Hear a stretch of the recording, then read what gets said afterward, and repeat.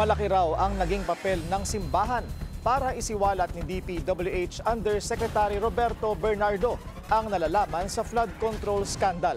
Napag-alaman ng Billionaire News Channel na matapos magtangka ang isang malaking personalidad na kanlungin si Bernardo, tumanggi ito at sa halip ay tumakbo sa simbahang Katolika. Sa kasagsagan ng investigasyon ng Senate Blue Ribbon Committee sa mga anomalya sa flood control projects, tinangka umano ng isang malaking personalidad na ikanlong si dating DPWH Undersecretary Roberto Bernardo at higit 50 iba pang testigo.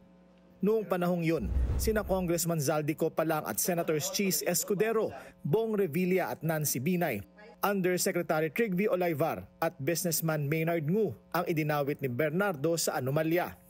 Ayon sa source ng Billionaire News Channel, sinubukang kanlungin ng malaking personalidad at i-co-opt si Bernardo. Nakita pa umano ni Bernardo ang iba pang mga posibleng testigo sa isang pinagdalhang safe house. Pero tumangging manatili si Bernardo at nakakita ito ng pagkakataong tumakas.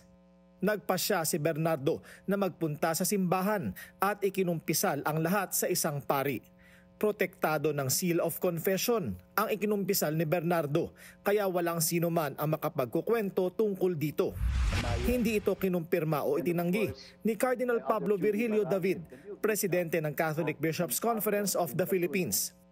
Sa isang pahayag, sinabi ni Cardinal David sa Billionaire News Channel na handa ang simbahan na magbigay ng spiritual advice o kanlungan sa mga taong nais sabihin ang buong katotohanan tungkol sa kanilang papel sa mga investigasyon sa flood control corruption scandal.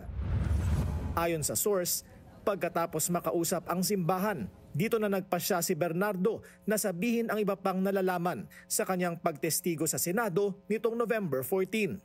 Dito nagbigay pa si Bernardo ng dagdag na detalye sa modus ng katiwalian.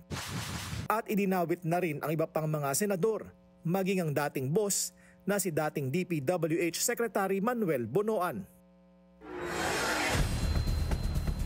Hindi nalalayo ang sitwasyon ni Bernardo kay Rodolfo Jun Losada na binigyan ng kanlungan ng mga taong simbahan matapos idawit ang malalaking personalidad sa katiwalian noong Administrasyong Arroyo.